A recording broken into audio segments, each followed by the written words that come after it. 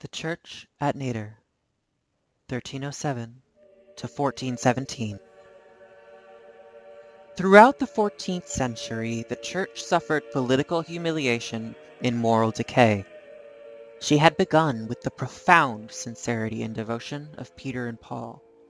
She had grown into a majestic system of familial, scholastic, social, international discipline, order, and morality. She was now degenerating into a vested interest, absorbed in self-perpetuation and finance. Philip IV secured the election of a Frenchman to the papacy and persuaded him to move to the Holy See, to Avignon on the Rhone. For 68 years, the popes were so clearly the pawns and prisoners of France that other nations gave them a rapidly diminishing reverence and revenue. The harassed pontiffs replenished their treasury by multiple levies upon the hierarchy, the monasteries, and the parishes. Every ecclesiastical appointee was required to remit to the papal curia, the administrative bureaus of the papacy, half the income of his office for the first year, annates, and thereafter annually a tenth or tithe. A new archbishop had to pay to the Pope a substantial sum for the pallium, a band of white wool that served as the confirmation and insignia of his authority. On the death of any cardinal, archbishop, bishop, or abbot, his personal possessions reverted to the papacy. In the interim between the death of an ecclesiastic and the installation of his successor, the popes received the net revenues of the benefice, and were accused of prolonging this interval. Every judgment or favor obtained from the curia expected a gift in acknowledgment, and the judgment was sometimes dictated by the gift. Much of this papal taxation was a legitimate means of financing the central administration of a church functioning with diminishing success as the moral government of European society. Some of it, however, went to fatten ecclesiastical paunches, even to remunerate the courtesans that crowded Avignon. William Durand, Bishop of Mende, submitted to the Council of Vienne, 1311, a treatise containing these words: "The whole Church might be reformed if the Church of Rome would begin by removing evil examples from herself, by which men are scandalized, and the whole people, as it were, infected. For in all lands the Church of Rome is in ill repute, and all cry and publish it abroad that within her bosom all men, from the greatest even unto the least, have set their hearts upon covetousness. That the whole Christian folk take from the clergy pernicious examples of gluttony is clear and notorious, since the clergy feast more luxuriously than princes and kings. Wolves are in control of the Church," cried the high Spanish prelate Alvaro Pelayo, "and feed on the blood of the Christian flock." Edward III of England, himself an adept in taxation, reminded Clement VI that the successor of the apostles was commissioned to lead the Lord's sheep to pasture, not to fleece them. In Germany, papal collectors were hunted down, imprisoned, mutilated, strangled. In 1372, the clerk of Cologne, Bonn, Xanten, and Mainz bound themselves by oath not to pay the tithe levied by Gregory XI. Amid all complaints and revolts, the popes continued to assert their absolute sovereignty over the kings of the earth. About 1324, under the patronage of John XXII, Agostino Triunfo wrote a Summa de Potestate Ecclesiastica in reply to attacks on the papacy by Marsilius of Padua and William of Ockham. "The power of the Pope," said Agostino, "is from God, whose vicegerent he is on earth. Even when he is a great sinner, he must be obeyed. He may be deposed by a general council of the Church for manifest heresy, but short of this, his authority is second only to God's, and transcends that of all earthly potentates. He may dethrone kings and emperors at will, even over the protests of their people or the electors. He may annul the decrees of secular rulers and may set aside the constitutions of states. No decree of any prince is valid unless the Pope gives it his consent. The Pope stands higher than the angels and may receive equal reverence with the Virgin and the saints. Pope John accepted all this as following logically from the generally conceded establishment of the Church by the Son of God, and acted on it with adamantine consistency. Nevertheless, the flight of the popes from Rome and their subservience to France undermined their authority and prestige. As if to proclaim their vassalage, the Avignon pontiffs, in a total of 134 nominations to the College of Cardinals, named 113 Frenchmen. The English government fumed at the loans of the popes to the kings of France during the 100 Years' War, and connived at the attacks of Wycliffe upon the papacy. The imperial electors in Germany repudiated any further interference of the popes in the election of kings and emperors. In 1372, the abbots of Cologne publicly agreed that the apostolic see has fallen into such contempt that the apostolic faith in these parts seems to be seriously imperiled. In Italy, the papal states, Latium, Umbria, the Marches, the Romagna, were seized by condottieri despots who gave the distant popes a formal obeisance, but kept the revenues. When Urban V sent 2 legates to Milan to excommunicate the recalcitrant Visconti, Bernabo compelled them to eat the bulls, parchment, silken cords, and leaden seals. 1362. In 1376, Florence, quarreling with Pope Gregory XI, confiscated all ecclesiastical property in its territory, closed the episcopal courts, demolished the buildings of the Inquisition, jailed or hanged resisting priests, and called upon Italy to end all temporal power of the Church. It became clear that the Avignon popes were losing Europe in their devotion to France. In 1377, Gregory XI returned the papacy to Rome. When he died, 1378, the conclave of cardinals, overwhelmingly French, but fearful of the Roman mob, chose an Italian as Pope Urban VI. Urban was not urbane. He proved so violent of temper and so insistent upon reforms uncongenial to the hierarchy that the reassembled cardinals declared his election invalid as having been made under duress, and proclaimed Robert of Geneva Pope. Robert assumed office as Clement VII in Avignon, while Urban persisted as pontiff in Rome. The Papal Schism, 1378 to 1417, so inaugurated, like so many of the forces that prepared the Reformation, was conditioned by the rise of the national state.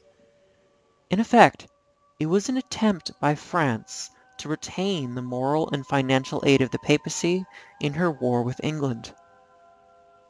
The lead of France was followed by Naples, Spain, and Scotland. But England, Flanders, Germany, Poland, Bohemia, Hungary, Portugal, and Italy accepted Urban, and the divided church became the weapon and victim of the hostile camps. Half the Christian world held the other half to be heretical, blasphemous, and excommunicate. Each side claimed that sacraments administered by priests of the opposite obedience were worthless, and that the children so baptized, the penitents so shriven, the dying so anointed remained in mortal sin, and were doomed to hell, or at best to limbo, if death should supervene. Expanding Islam laughed at disintegrating Christendom. Urban's death, 1389, brought no compromise. The 14 cardinals in his camp chose Boniface IX, then Innocent VII, then Gregory XII, and the divided nations prolonged the divided papacy. When Clement VII died, 1394, the Avignon cardinals named a Spanish prelate to be Benedict XIII. He offered to resign if Gregory would follow suit, but Gregory's relatives, already entrenched in office, would not hear of it. Some of Gregory's cardinals abandoned him and called for a general council. The King of France urged Benedict to withdraw. Benedict refused. France renounced its allegiance to him and adopted neutrality. While Benedict fled to Spain, his cardinals joined with those who had left Gregory, and together they issued a call for a council to meet at Pisa and elect a pope acceptable to all. Rebellious philosophers almost a century before had laid the theoretical foundations of the conciliar movement. William of Ockham protested against identifying the church with the clergy. The church, he held, is the congregation of all the faithful. That whole has authority superior to any part. It may delegate its authority to a general council of all the bishops and abbots of the church. And such a council should have the power to elect, reprove, punish, or depose the pope. A general council, said Marsilius of Padua, is the collected wisdom of Christendom. How should any one man set up his own intellect above it? Such a council, he thought, should be composed not only of clergymen but also of laymen chosen by the people. Heinrich von Langenstein, a German theologian at the University of Paris, applied, 1381, these ideas to the papal schism. Whatever logic there might be, he argued, in the claims of the popes to supremacy, a crisis had arisen from which logic offered no escape but one. Only a power outside the papacy and superior to the cardinals could rescue the church from the chaos that was destroying her, and that authority could only be a general council. The Council of Pisa met on March 25, 1409. It summoned Benedict and Gregory to appear before it. They ignored it. It declared them deposed, elected a new pope, Alexander V, bade him call another council before May 1412, and adjourned. There were now 3 popes instead of 2. Alexander did not help matters by dying, 1410, for his cardinals named as his successor John XXIII, the most unmanageable man to mount the pontifical chair since the 22nd of his name. Governing Bologna as papal vicar, this ecclesiastical condottiere, Baldassare Cosa, had permitted and taxed everything, including prostitution, gambling, and usury. According to his secretary, he had seduced 200 virgins, matrons, widows, and nuns. But he had money and an army. Perhaps he could conquer the papal states from Gregory, and so reduce him to impecunious abdication. John XXIII delayed, as long as he could, the calling of the council decreed at Pisa. When he opened it at Constance on November 5, 1414, only a fraction had arrived of the 3 patriarchs, 29 cardinals, 33 archbishops, 150 bishops, 300 doctors of theology, 14 university delegates, 26 princes, 140 nobles, and 4,000 priests, who were to make the completed council the largest in Christian history and the most important since the Council of Nicaea, 325, had established the Trinitarian Creed of the Church. On April 6, 1415, the Great Gathering issued a proud and revolutionary decree. This Holy Synod of Constance, being a general council, and legally assembled in the Holy Spirit for the praise of God, for ending the present schism, and for the union and reform of the Church in its head and members, ordains, declares, and decrees all as follows. First, it declares that this synod represents the Church militant, and has its authority directly from Christ, and everybody, of whatever rank or dignity, including also the Pope, is bound to obey this council in those things that pertain to the faith, to the ending of this schism, and to a general reform of the Church in its head and members.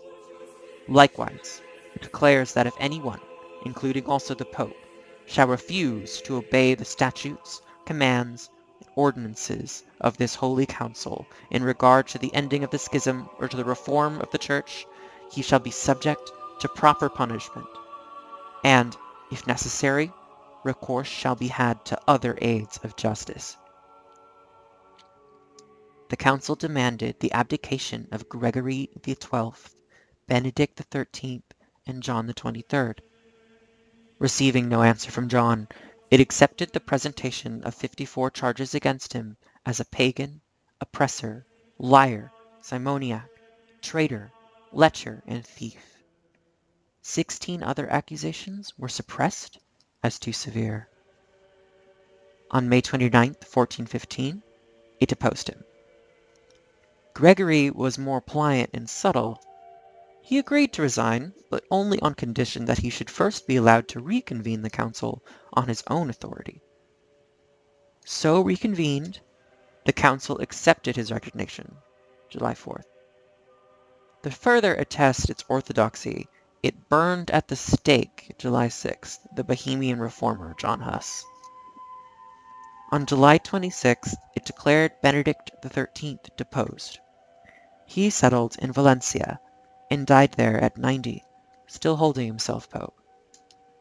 On November 17th, 1417, an electoral committee chose Cardinal Ottone Colonna as Pope Martin V. All Christendom acknowledged him, and the papal schism came to an end. The victory of the council in this regard defeated its other purpose, to reform the Church. Martin V at once assumed all the powers and prerogatives of the papacy. Playing off each national group of delegates against the others, he persuaded them to accept a vague and innocuous minimum of reform. The council yielded to him because it was tired. On April the 22nd, 1418, it dissolved.